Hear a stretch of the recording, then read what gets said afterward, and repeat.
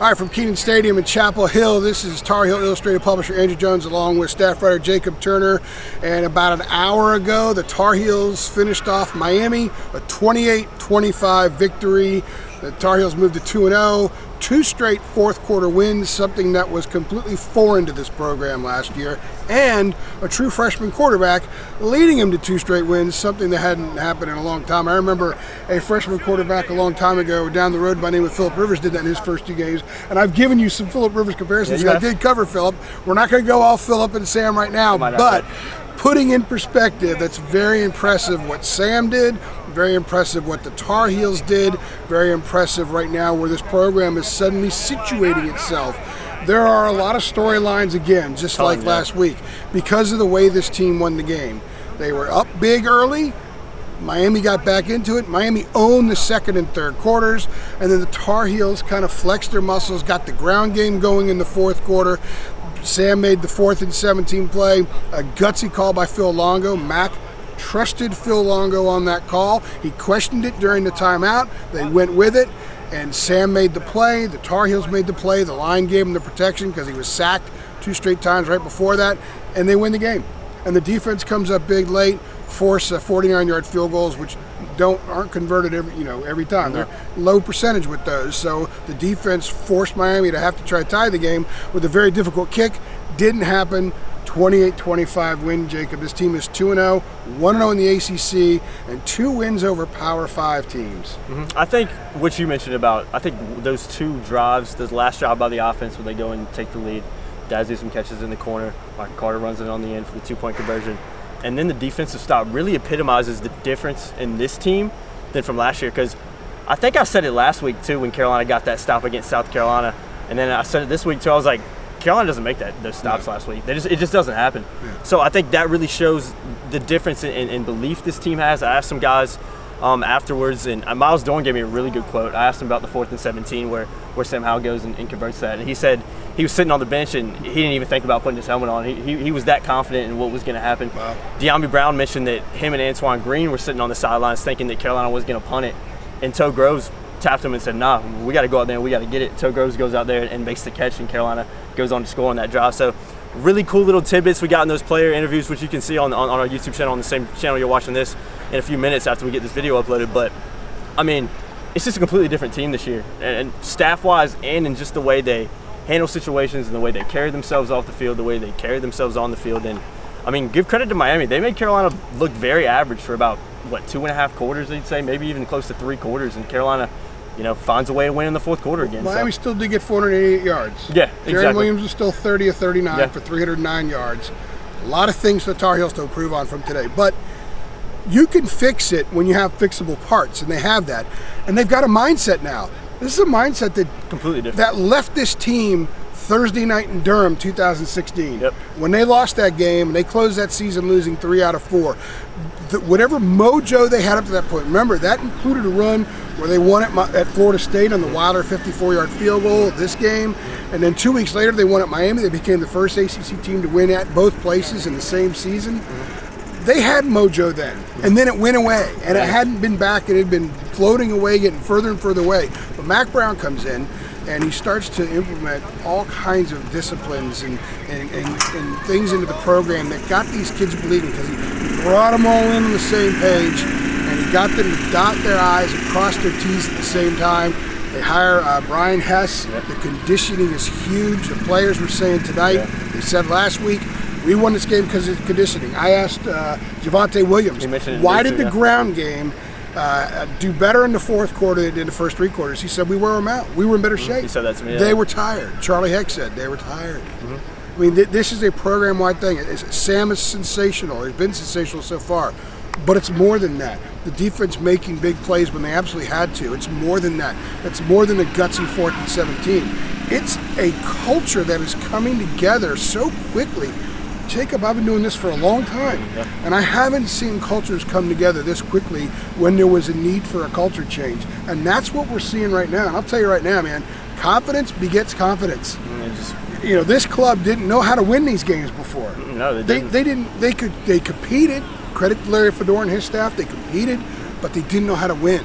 And they suddenly learned how to win, and a lot of that happened before they started playing games. I asked Mack about that, and he talked about all the offseason stuff. So many things that went into just being better. Mm-hmm. And then that will be the one thing. Yeah. There are a lot of guys that have been the one at different times in the last 2 weeks, and they're 2-0. Yeah, and Mack Brown mentioned it in his post-game interview, but one thing he really credited this team with doing is buying in and doing those little things off the field. I mean, what did he mention? Like going to class, cleaning up in the locker room, picking up trash in the players' lounge. And I asked Miles Dorn about it, and he said, I mean, I think that just more discipline off the field leads to more discipline on it. Because, I mean, what has Carolina's biggest problems been over the past few years? I mean, it's been they've been one of the most undisciplined teams in the country. I mean, what was it I can't remember if it was late in the first half or early in the second half where you tapped me on the shoulder and like, that's Carolina's first penalty of the game. Yeah. And then we just haven't seen that from a team in a while. And it was their only penalty. Yeah. And it's just, 10 penalties last week for 90 yards, 1 penalty for 5 yards tonight. And I think that alone really kind of shows you what direction this program seems to be headed in. Now, granted, we're 2 games in. You can't get too carried away. You can't, think this team is going to show up here against Clemson in a few weeks and be it. Even Mack said we don't want nothing to do with it. You know what? Worry about Wake Forest. Exactly. That's their toughest test. It is. Next Friday will be a tougher test than these first 2 games, in my opinion. Mm-hmm. It's a very winnable game, but it's a tough test. And we'll get on Wake Forest. It's a short week. It's a Friday night game. Don't forget that. Very short week. By the way, also don't forget that we have an amazing special going on right now at TarHeelIllustrated.com. Go to TarHeelIllustrated.com. If you're not a subscriber, sign up. You could be a part of what we're doing for free through October 5th, which is the Georgia Tech game. That's the 6th game of the season. And if you stick around and sign up for a 1-year subscription at just $99, you get 6 months added on for free, and you get all the goodies that we come up with during the course of the week on game day. And trust me, there's a ton of stuff out there. Special teams. Big. It was a problem last week. There were a couple, missed a field goal today, but really, the 2-point conversion for a second straight game. Anybody notice that Sam was under center for both 2-point conversions? Yep. I'm not digging on anybody there, but he was under center. They ran the option last week to the right side. Sam kept and scored. They run the option to the left side this week. Miami played the pitch man, and he pitched it to Michael Carter, who scored. So they converted 2-point conversions. They blocked an extra point. Jason Sturbridge. How huge was that? Our understanding is that the first missed field goal was blocked. It hasn't been formally ruled on. No, we haven't heard yet. UNC is going to look at it tonight. The ACC is going to look at it tonight. And it's possible that Jason Sturbridge tomorrow will be credited with a block for getting a hand on the ball in the first missed field goal. So we saw better special teams. The coverage was better. Ben Kiernan had a couple of rough punts. He had one last week. That's got to get better. Matt alluded to that tonight. But what you saw was North Carolina get better from week 1 to week 2. It was a cleaner team today. Turnovers? Sam's thrown 4 touchdown passes with no interceptions. He didn't put the ball on the ground tonight, and he was hit harder tonight than he was last week. He slid tonight. In fact, one of the times he slid, drew a targeting on one of the Miami players who was ejected. So we see a lot of progress. They still have a ton to do. I mean, they had 4 sacks tonight? Yeah, I think it was something like that. Yeah, and Sam was pressured a lot. The running game struggled for a long time, but it got it going. So much for this team to improve on, but they're making a lot of progress, and mostly up here. And if Mack has these kids up here, they're going to make the necessary adjustments and continue to improve as long as they got them up here. Yeah, it seems like a lot more confident of a team. It seems like a team that really believes in what's going on. You spoke on special teams. I mean, we talked about doing the little things off the field to do the little things on it. I mean, it's those little swings, the field goals, the blocked field goal, the blocked PAT. I mean, those are big. What is that? That's 4 points from you get a blocked PAT. That's a point. You get a blocked field goal. That's 4 points right there. And you get the 2-point conversion. I mean, that's the game right there in a lot of ways. So I mean, Carolina. I think one of the biggest takeaways for me was how much, like you mentioned, how much this team improved on some of the things that the coaches said they have to improve on. And Mack Brown keeps saying it, but he's like, as a coaching staff, we have to keep getting better. As players, the players, of course, as a team, we have to keep getting better. But he always points the accountability towards the coaches and talks about them having to improve as well. So, I mean, based on what we've seen these first 2 weeks, it seems like Carolina is taking those baby steps to keep getting better and keep getting better. And sometimes as a team, especially early in a new staff's tenure, you can take those baby steps and still lose games by 3 points. You can still lose games by a touchdown. You can still lose games on a late fourth quarter drive, which Miami was close to capitalizing on.